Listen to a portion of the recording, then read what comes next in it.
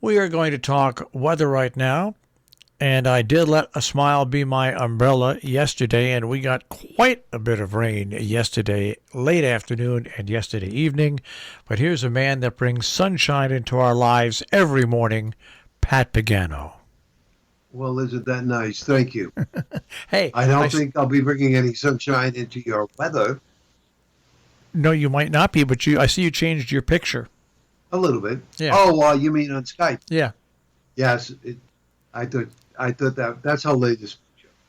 that's good. It's good. Shirley looks beautiful. She's a cute little girl. Yeah, She's a good girl. Very good girl. I was very, very lucky. Very fortunate. So I guess she's fortunate too, right? yeah, absolutely. Nothing like rescuing a dog and giving a dog a forever home. Absolutely. Yeah. Yep. Yep. So the showers today, they'll taper down this afternoon. Low 60s. Tonight, more showers. Low 50s. Showers and a thunderstorm Wednesday. 60. Break on Thursday. Sun and clouds 65 to 70. Then it's cloudy Friday with some rain coming back late in the day. High 60. Weekend, a little bit of shower activity to start Saturday. In the afternoon, some sun. And reverse it for Mother's Day. Some sun in the morning, clouds and showers return Sunday afternoon. I don't think it's going to be a lot.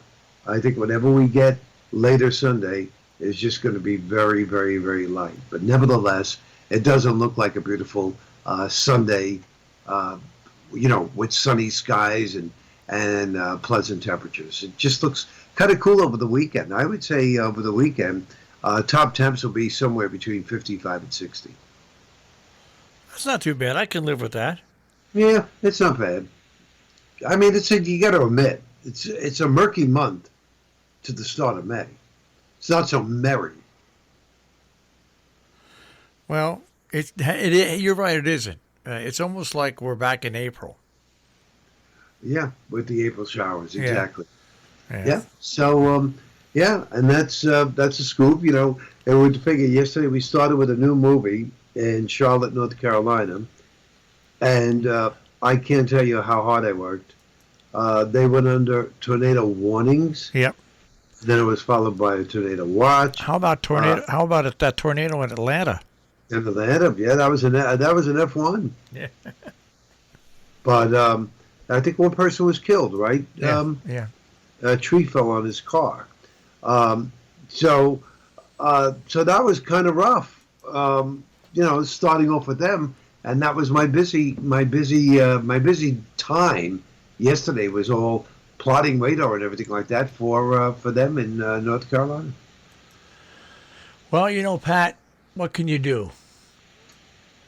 Uh, It's the life yeah, you've chosen. The life you've chosen, I say.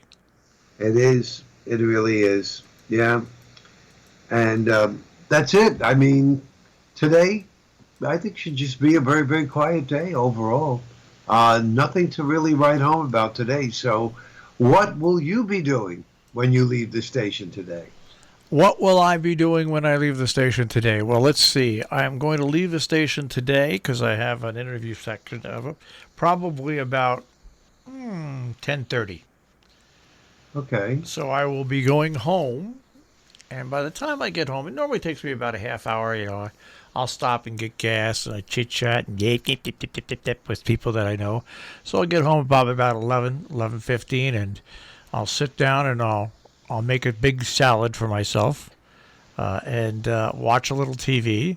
Then I'll take a little nap, and then I get up about 2:30, and I begin putting the news together for the afternoon and for today with some stories, updating the forecast and stuff like that from my home studio.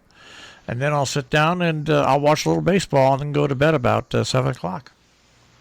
Hmm. Not an So you got a exciting, not an full exciting day. full agenda there, huh? Well, not an exciting day. My life is. There was a movie that Tom Cruise was in where he was fighting a war against aliens, and every time he got killed, it took him back to before he got killed. That's kind of what my life is like. Oh, sorry to hear that. Every day kind of reverts back to what the day was before. But I forget what the name of that movie was, but it was a pretty good movie. And let's see if I can find it here. Soldier keeps getting killed.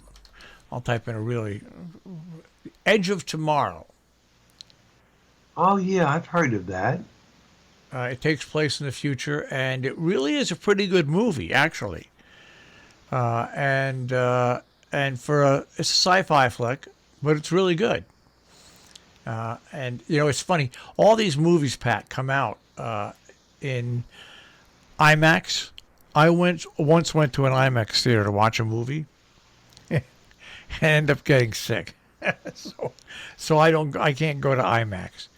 What you mean? It was the screen was too It's too like it's like too big for you? It's like a 3D experience and stuff like that. Yeah. You know, I used to play a lot of video games, but then the video games became so advanced. I loved playing the video games where you were in a starfighter, but they became so advanced that the 3D motion of watching the screen, would make you yeah. so that stopped me from playing video games. That reminds me when I went to Disney, and they have those simulators that you sit in, Yeah.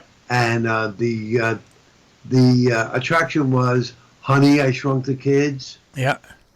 and or something like that. But anyhow, what you did is you actually took a ride down inside the human body, and you know, for me, I thought this was going to be great. I said, you know what? This is really great because I really do love, you know, that kind of part. I love medical science. So I get in this stupid thing, and they tell you to strap in, and I'm thinking to myself, why am I strap it in? You know, the thing really, it's stationary on the ground. It's just the way it moves inside. It's a simulator. Well, by the time I got out of that, I was green. Yeah. Absolutely green. It really made me nauseous and sick. I mean, it took a while. It took like a good hour of walking around Disney, walking around the park before I was able to go on another attraction. So, not for me. Not that. You know, just like you said, with the IMAX and the 3D, it can really do a number on you. Yeah. And of course, it's all with the brain. Yeah. You know, and what the brain does. But boy, you would never think. I mean, there were little kids on that simulator that were just laughing and having a great old time. And here I am, the big overgrown galoot. I come walking out green. And those kids are hopping, jumping, and drinking and eating ice cream. I can't tell you how nauseous I was. You know, I had two incidences similar to that, but both different. Years ago, there was a Star Wars ride where you got into this, and it was you were out in space, and everybody had controllers, and you could shoot the enemy. Okay, and at the end, the person who shot the most enemy got to land the spacecraft. Well, I actually was that person. And there's like 16 other people in this capsule with you. And so I was given the task to land safely. I did. It was absolutely amazing. I landed safely, followed the glide slope, and it was a lot of fun. But then, Pat, I've never been a fan of roller coasters. Never, okay? Years and years ago, my first visit to Disney, my son talks me into going into Space Mountain, okay? Oh. So I go into Space Mountain, and I get in the car. We strap in and everything, and all of a sudden we're going up this big thing. Mm-hmm. And as we get to the top, I suddenly realize it's a roller coaster In the dark. in the dark. And as we go over the top, heading down, all people I think could hear was me scream, "It's a roller coaster!" By the time that finished, my knees and my legs were shaking so bad. A roller coaster in the dark, so you couldn't even prepare yourself for what was coming. I remember that so well, and I was holding on for dear life. Holding on for dear life, because some of it, if you recall, some of it was day glow. Yeah. Some of the cars were day glow. So you would be seeing the other cars, and not really would you see the car, but you would just see the streaks of day glow or ultraviolet, and it looked like it was streaking at you, and all you wanted to do was get out of there. It was one of those nightmare things. It was too late right at the top. But didn't you read all the warnings? I mean, remember all the warnings? No, I didn't. If you get dizzy, if you have high blood pressure, if you're not this tall, don't go on this ride. No. And you figure to yourself, everybody saying, this is Disneyland, the happiest place in the world. It can't be bad. Yeah, think again. I don't read instructions, and I don't. By the way, my sister and brother-in-law just came back from Disney a few days there, and they said it was not the way they put it, because of COVID, the magic was gone. Yeah, of course it is. Yeah, it's not the same. Yeah. It's not the same. All right, speaking about gone, we have to get gone. All right, you go, and I'll see you tomorrow. All right, Pat, take care. Bye-bye.